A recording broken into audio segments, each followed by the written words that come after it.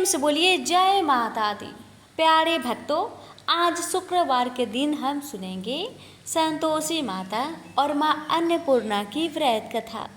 प्रेम से बोलिए अन्नपूर्णा माता की जय, संतोषी माता की जय। कथा। माँ संतोषी को सुख, शांति और वैभव का प्रतीक माना जाता है।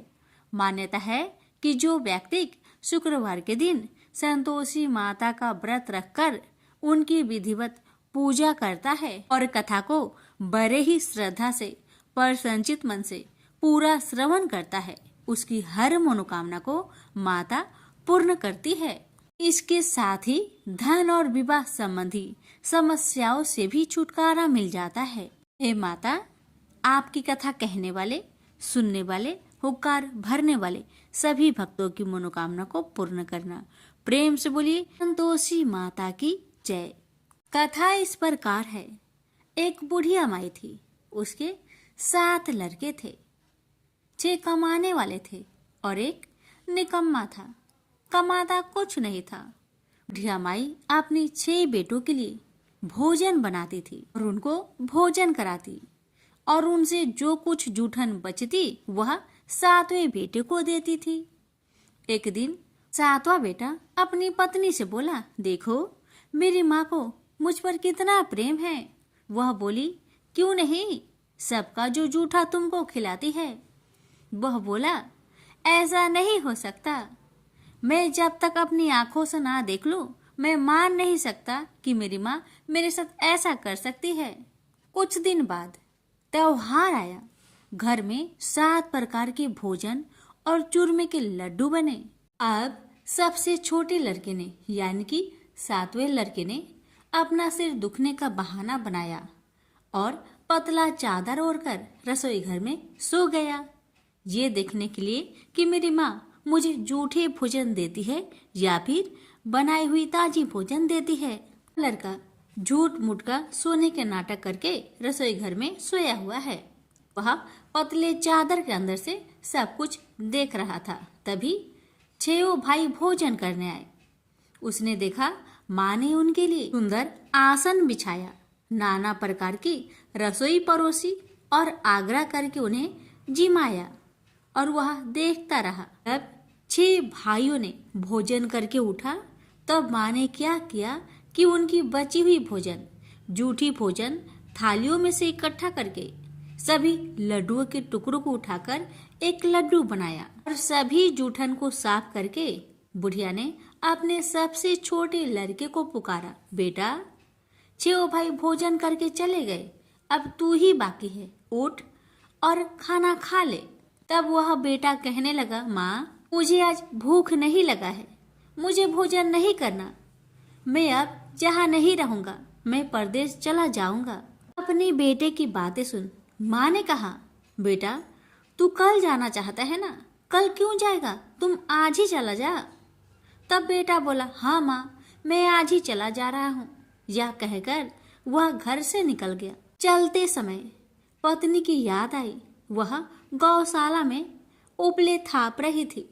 वहां जाकर वह बोला, हम जावे परदेश, आवेंगे कुछ काल, तुम रहियो संतोष से, धर्म अपनो पाल।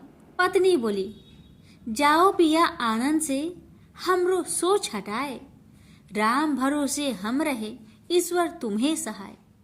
2 निशानी आपन, देख धरो में धीर, सुधी मती हमारी, बिसारियो रखियो मन गंभीर।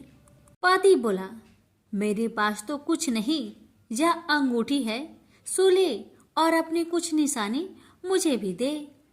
पत्नी बोली, मेरे पास क्या है, यह गोबर से भरा हाथ। यह कहकर पति की पीठ पर गोबर के हाथ की थाप मार दी। अब पति चल दिया। चलते चलते दूर देश पहुंचा। वहां एक साहूकार की दुकान थी। वहां जाकर कहने लगा, भाई मुझे नौकरी पर रख लो। साहूकार को जरूरत थी तो वह बोला, रह जाओ। लड़के ने पूछा, तनख्वाह क्या दोगे? तो साहूकार ने कहा, तुम्हारा काम देखकर तब हम दाम देंगे। साहूकार की नौकरी मिली। वह सुबह 7 बजे से 10 बजे तक नौकरी करने लगा। कुछ दिनों में दुकान का सारा लेन देन, हिसाब किताब, ग्राहकों को माल बेचना, सारा काम करने लगा। साहूकार के 7-8 नौकर थे, वे सब चक्कर खाने लगे। यह तो बहुत होशियार बन गया है। सेठ ने भी काम देखा और 3 महीने में ही उसे आधे मुनाफे का हिस्सेदार बना लिया। वह कुछ वर्ष में ही नामी सेठ बन गया और मालिक सारा कारोबार उस पर छोड़कर चला गया। इधर पति की अनुपस्थिति में उसकी पत्नी को सास ससुर दुख देने लगे। सारी गृहस्थी का काम करा के उसे लकड़ी लेने जंगल में भेजते हैं। इस बीच घर के आटे से जो भूसी निकलती उसकी रोटी बनाकर रख दी जाती और उसके साथ ही फूटे नारियल की नारेली में पानी। एक दिन वह लकड़ी लेने जा रही थी। रास्ते में बहुत सी स्त्रियां संतोषी माता की व्रत करते दिखाई दी। वह लड़की खड़ी होकर कथा सुनने लगी और पूछा, बहनों, तुम किस देवता की व्रत करती हो और उसके करने से क्या फल मिलता है? यदि तुम इस व्रत का विधान मुझे समझाकर कहोगी तो मैं तुम्हारा बड़ा एहसान मानूंगी। तब उनमें से एक स्त्री बोली, सुनो बहन, यह संतोषी माता का व्रत है। इसके करने से निर्धनता, दरिद्रता का नाश होता है और जो कुछ मन में कामना हो सब संतोषी माता की कृपा से पूरी होती है। तब उसने उससे व्रत की विधि पूछी। वह भक्तिनी स्त्री बोली, 1.25 आने का गुड़ चना लेना, इच्छा हो तो 5.25 आने का लेना या फिर 1.25 रुपए का भी सहूलियत के अनुसार लाना। बिना परेशानी और श्रद्धा व प्रेम से जितना भी बन पड़े सवाया लेना। प्रत्येक शुक्रवार को निराहार रहकर कथा सुनना। इसके बीच कर्म टूटे नहीं, लगातार नियम पालन करते रहना। सुनने वाला कोई ना मिले तो घी का दीपक जला उसके आगे या जल के पात्र के सामने रखकर कथा कहना। जब कार्य सिद्ध ना हो नियम का पालन करना और कार्य सिद्ध हो जाने पर व्रत का उद्यापन करना। 3 मास में माता फल पूरा करती है। यदि किसी के ग्रह खोटे भी हो तो भी माता वर्ष भर में कार्य सिद्ध करती है। फल सिद्ध होने पर उद्यापन कर लेना चाहिए, बीच में नहीं। उद्यापन में 2.5 सेर आटे का खाजा तथा इसी परिमाण में खीर तथा चने का साग करना। 8 लड़कों को भोजन कराना। जहाँ तक मिले देवर, जेठ, भाई बंधु के हो, न मिले तो रिश्तेदारों और पास पड़ोसियों को बुलाना। उन्हें भोजन करा, यथाशक्ति दक्षिणा दे। माता का नियम पूरा करना। उस दिन घर में खटाई न खाना। यह सुन बुढ़िया माई के लड़के की बहू चल दी। रास्ते में लकड़ी की बोझ को बेच दिया और उन पैसों से गुड़ चना ले माता की व्रत की तैयारी कर आगे चली और सामने मंदिर देखकर पूछने लगी, यह मंदिर किसका है? सब कहने लगे, संतोषी माता का मंदिर है। यह सुनकर माता के मंदिर में जाकर चरणों में लौटने लगी। दीन हो विनती करने लगी, माँ, मैं निपट अज्ञानी हूँ, व्रत के कुछ भी नियम नहीं जानती, मैं दुखी हूँ। हे माँ, जगत जननी, मेरा दुख दूर कर, मैं तेरी शरण में आई हूँ। माता को दया आई। एक शुक्रवार बीता कि दूसरे को उसके पति का पत्र आया और तीसरे शुक्रवार को उसका भेजा हुआ पैसा आ पहुंचा। यह देख जेठ जेठानी मुंह सिडोकने लगी। लड़के ताने देने लगे। काकी के पास पत्र आने लगे, रुपया आने लगा। अब तो काकी की खातिर बढ़ेगी। बेचारी सरलता से कहती, भैया कागज आवे रुपया आवे, हम सब के लिए अच्छा है। ऐसा कहकर आंखों में आंसू भरकर संतोषी माता के मंदिर में आ मातेश्वरी के चरण में गिरकर रोने लगी। माँ, मैंने तुमसे पैसा कब मांगा है माँ? मुझे पैसे से क्या काम है माँ? मुझे तो अपने सुहाग से काम है। मैं तो अपनी स्वामी के दर्शन मांगती हूँ माँ। तब माता ने प्रसन्न होकर कहा, जा बेटी, तेरा स्वामी आएगा। यह सुनकर खुशी से बावली होकर घर जा पहुंची, अपना काम काज करने लगी। अब संतोषी माँ विचार करने लगी, इस भोली पुत्री को मैंने कह तो दिया कि तेरा पति आएगा, लेकिन कैसे? वह तो इसे सपने में भी याद नहीं करता। उसे याद दिलाने को मुझे ही जाना पड़ेगा। इस तरह माता जी उस बुढ़िया के बेटे के पास जा सपना में प्रकट हो कहने लगी, साहूकार के बेटे, तुम सो रहा है या जागता है? वह कहने लगा, माता मैं सोता भी नहीं जागता भी नहीं, कहो क्या आज्ञा है?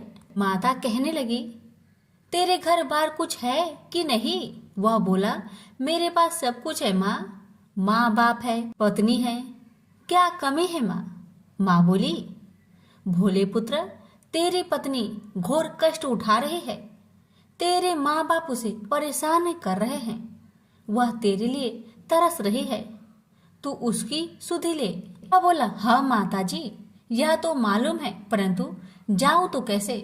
परदेश की बात है, लेन देन का कोई हिसाब नहीं है, कोई जाने का रास्ता भी नहीं आता, कैसे चला जाऊं? माँ कहने लगी, मेरी बात मान, सवेरे नहा धोकर संतोषी माता का नाम ले, घी का दीपक जला, दंडवत कर दुकान पर बैठ, देखते देखते तेरा सारा लेन देन चुक जाएगा, जमा का माल बिक जाएगा, साज होते होते धन का भारी ढेर लग जाएगा। माता की बात मानकर वह नहा धोकर संतोषी माता को दंडवत घी का दीपक जला।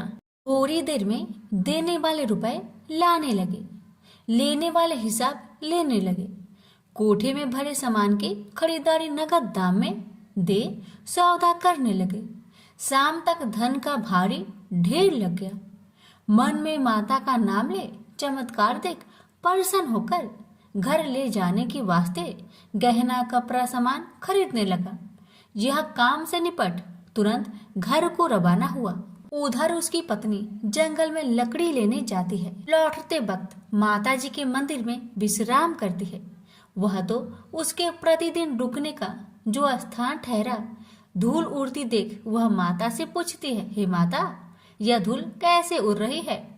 माता कहती है, हे पुत्री, तेरा पति आ रहा है, अब तू ऐसा कर, लकड़ियों के 3 बोझ बना ले, एक नदी के किनारे रख और दूसरा मेरे मंदिर पर, वह तीसरा अपने सिर पर। तेरे पति को लकड़ियों का गट्टर देख मोह पैदा होगा, वह यहाँ रुकेगा, नाश्ता पानी खाकर माँ से मिलने जाएगा। तब तू लकड़ियों का बोझ उठाकर जाना और चौक में गट्टर डालकर जोर से आवाज देकर कहना, लो सासू जी, लकड़ियों का गट्टर लो, भूसी की रोटी दो, नारियल की खोपरे में पानी दो, आज मेहमान कौन आया है? माता जी बहुत अच्छा कहकर वह प्रसन्न मन से लकड़ियों के 3 गट्टर बनाई, एक नदी के किनारे पर और एक माता जी के मंदिर पर रखा। इतने में मुसाफिर आ पहुंचा। सूखी लकड़ी देख उसकी इच्छा उत्पन्न हुई कि हम यहीं पर विश्राम करें और भोजन बनाकर खा पीकर गांव जाए। इसी तरह रुककर भोजन बना, विश्राम करके गांव को गया, सबसे प्रेम से मिला। उसी समय सिर पर लकड़ी का गट्टर लिए वह उतावली सी आती है। लकड़ियों का भारी बोझ आंगन में डालकर जोर से 3 आवाज देती है, लो सासू जी, लकड़ियों का गट्टर लो, भूसी की रोटी दो, आज मेहमान कौन आया है? यह सुनकर उसकी सास बाहर आकर अपने दिए हुए कष्टों को भुलाने हेतु कहती है, बहू ऐसा क्यों कहती है? तेरा मालिक ही तो आया है, आ बैठ, मीठा भात खा, भोजन कर, कपड़े पहन, गहने पहन। उसकी आवाज सुन उसका पति बाहर आता है, अंगूठी देख व्याकुल हो जाता है और माँ से पूछता है, माँ यह कौन है? माँ ने कहा, बेटा यह तेरी पत्नी है, जब से तू गया है तब से सारे गांव में भटकती फिरती है, घर का कामकाज कुछ नहीं करती, 4 पहर आकर खा जाती है। वह बोला, ठीक है माँ, मैंने इसे भी देखा और तुम्हें भी, अब दूसरे घर की ताली दो, मैं उसमें रहूंगा। माँ बोली, ठीक है, जैसी तेरी मर्जी। तब वह दूसरे मकान की तीसरी मंजिल का कमरा खोल सारा सामान जमाया। एक दिन में ही राजा के महल के जैसा ठाट बाट बन गया। अब क्या था, बहू सुख भोगने लगी। इतने में शुक्रवार आया। उसने पति से कहा, मुझे संतोषी माता का व्रत उद्यापन करना है। पति बोला, खुशी से कर लो। वह उद्यापन की तैयारी करने लगी। जेठानी के लड़कों को भोजन के लिए कहने गई। उन्होंने मंजूर किया, परंतु पीछे से जेठानी ने अपने बच्चों को सिखाया, देखो भोजन के समय खटाई मांगना, जिससे उसका उद्यापन पूरा ना हो। अब तो बच्चे जिमने आए, खीर खाना पेट भर के खाए, परंतु बाद में खाते ही कहने लगे, हमें खटाई दो, खीर खाना हमको नहीं भाता, देखकर अरुचि होती है। वह कहने लगी, भाई खटाई किसी को नहीं दी जाएगी, यह माँ संतोषी का प्रसाद है। लड़के उठ खड़े हुए, बोले, पैसे लाओ। भोली बहू कुछ जानती नहीं थी, वह उन बालकों को पैसे दे दिए। लड़के उसी समय हट करके इमली खटाई ले खाने लगे। यह देखकर बहू पर माताजी ने कोप किया। राजा के दूत उसके पति को पकड़कर ले गए।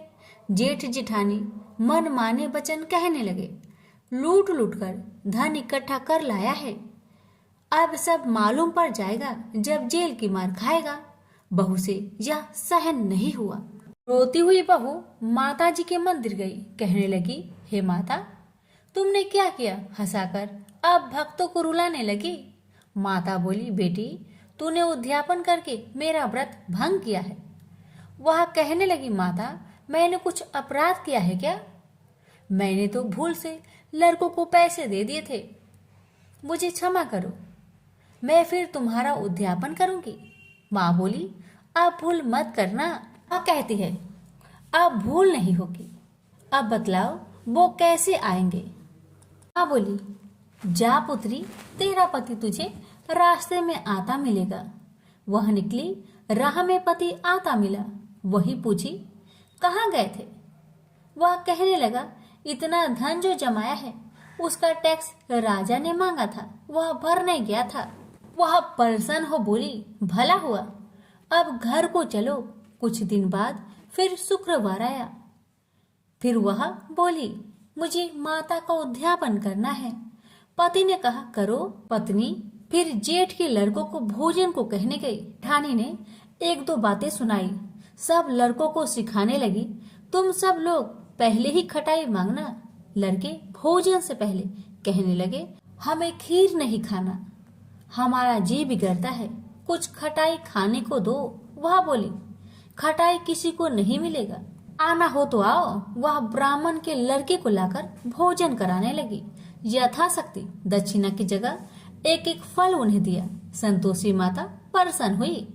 माता की कृपा होते ही 9वें मास में उसके चंद्रमा के समान सुंदर पुत्र प्राप्त हुआ।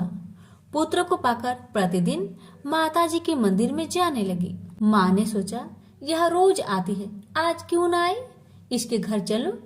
यह विचार कर माता ने भयानक रूप बनाया। गुड़ चने से सना मुख, ऊपर सूर्य के समान होठ, उस पर मक्खियां भीन भीन कर रही थी। दहली पर पैर रखते ही उसकी सास चिल्लाई, देखो रे देखो, कोई चुड़ैल डाकिन चली आ रही है, लड़को इसे भगाओ नहीं तो किसी को खा जाएगी। लड़के भागने लगे, चिल्लाकर खिड़की बंद करने लगे। बहू रोशनदान में देख रही थी। प्रसन्नता से पगली बन चिल्लाने लगी, आज मेरी माँ मेरे घर आई है, आज मेरी माता मेरे घर आई है। वह बच्चों को दूध पीने से हटाती थी। इतने में सास का क्रोध फट पड़ा। वह बोली, क्यों उतावली हुई है, बच्चे को पटक दिया। इतने में माँ के प्रताप से लड़के ही लड़के नजर आने लगे। वह बोली, माँ जिसका मैं व्रत करती हूँ, यह वही संतोषी माता है। सबने माता जी के चरण पकड़ लिए और विनती कर कहने लगे, हे माता, हम मूर्ख हैं, अज्ञानी हैं, तुम्हारे व्रत की विधि हम नहीं जानते, व्रत भंग कर हमने बड़ा अपराध किया है। जग माता, आप हमारा अपराध क्षमा करो। इस प्रकार माता प्रसन्न हुई, बहू को प्रसन्न हो जैसा फल दिया। वैसा माता सबको दे, जो पढ़े उसका मनोरथ पूर्ण हो, जो सुने उसका भी मनोरथ पूर्ण हो। प्रेम से बोलिए संतोषी माता की जय। एक समय की बात है, काशी निवासी धनंजय की पत्नी का नाम सुलक्षणा था। उसे अन्य सब सुख प्राप्त थे, केवल निर्धनता ही उसके दुख का एकमात्र कारण था। यह दुख उसे हर समय सताता रहता था।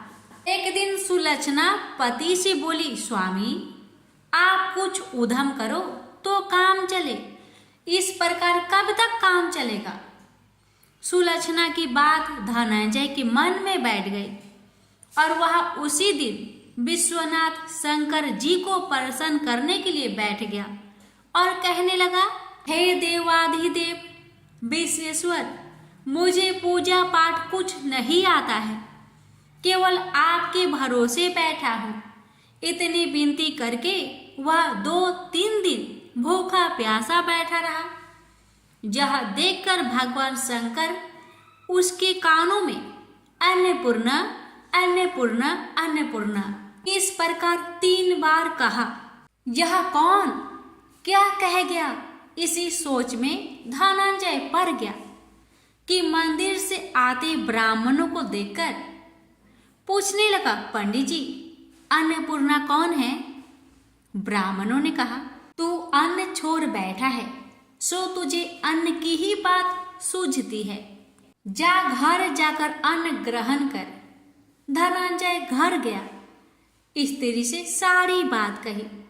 वह बोली, नाथ चिंता मत करो, स्वयं शंकर जी ने आपको यह मंत्र दिया है, वे स्वयं ही खुलासा करेंगे, आप फिर जाकर उनकी आराधना करो। धनंजय फिर जैसा कि तैसा पूजा में बैठ गया। रात्रि में शंकर जी ने आज्ञा दी और कहा, तू पूर्व दिशा में चला जा। वह अन्नपूर्णा का नाम जपता जाता और रास्ते में फल खाता, झरनों का पानी पीता जाता। इस प्रकार कितने ही दिनों तक चलता गया। वहां उसे चांदी सी चमकती वन की शोभा देखने में आई। सुंदर सरोवर देखने में या उसके किनारे कितनी ही अप्सराएं झुंड बनाए बैठी थी। एक कथा सुनती और सब मिलकर मां अन्नपूर्णा इस प्रकार बार बार कहती थी। यह अगहन मास की उजेली रात्रि थी और आज से ही व्रत का आरंभ था। जिस शब्द की खोज करने वहां निकला था वह उसे वहां सुनने को मिला। धनंजय ने उनके पास जाकर पूछा, हे देवियों, आप यह क्या करती हो। उन सब ने कहा, हम सब मां अन्नपूर्णा का व्रत करती हैं।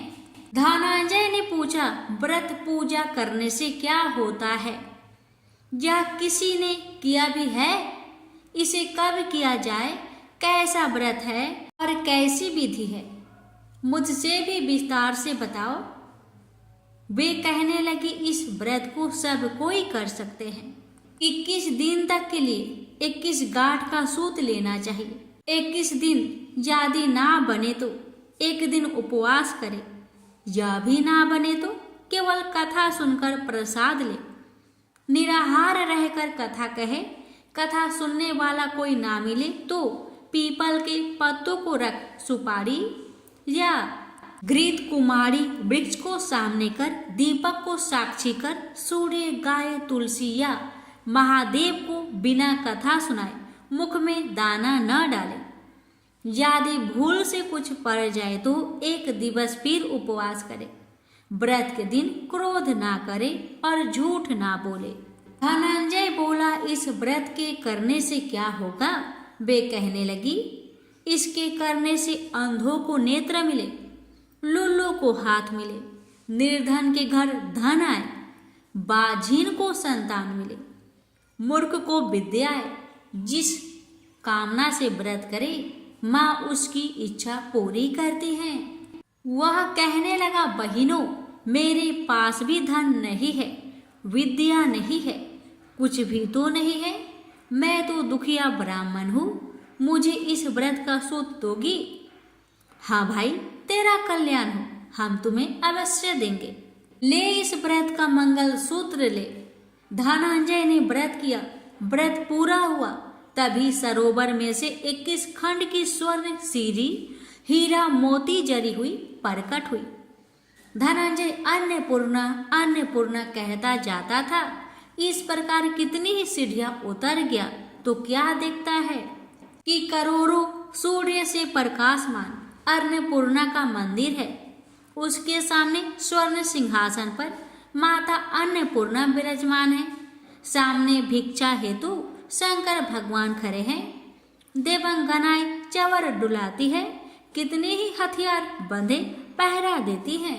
धनंजय दौड़कर जगदम्बा के चरणों में गिर गया। देवी उसके मन का कलेश जान गई। धनंजय कहने लगा, माता आप तो अंतर्यामी हो, आपको अपनी दशा क्या बताओ। माता बोली, मेरा व्रत किया है, क्या संसार तेरा सत्कार करेगा। माता ने धनंजय की जिह्वा पर बीज मंत्र लिख दिया। अब तो उसके रोम रोम में विद्या प्रकट हो गई। इतने में क्या देखता है कि वह काशी विश्वनाथ के मंदिर में खड़ा है। माँ का वरदान ले धनंजय घर आया।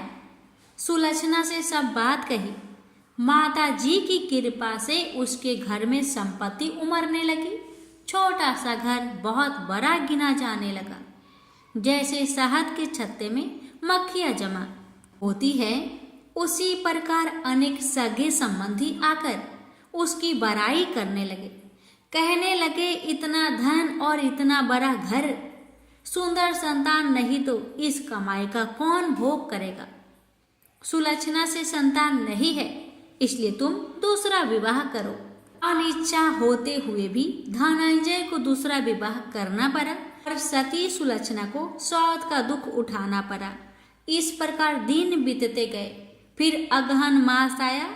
नए बंधन से बंधे पति से सुलक्षणा ने कहलाया कि हम व्रत के प्रभाव से सुखी हुए हैं, इस कारण यह व्रत छोड़ना नहीं चाहिए। यह माता जी का प्रताप है जो हम इतने संपन्न और सुखी हैं। सुलक्षणा की बात सुन धनंजय उसके यहाँ आया और व्रत में बैठ गया। नई बहू को इस व्रत की खबर नहीं थी। वह धनंजय के आने की राह देख रही थी।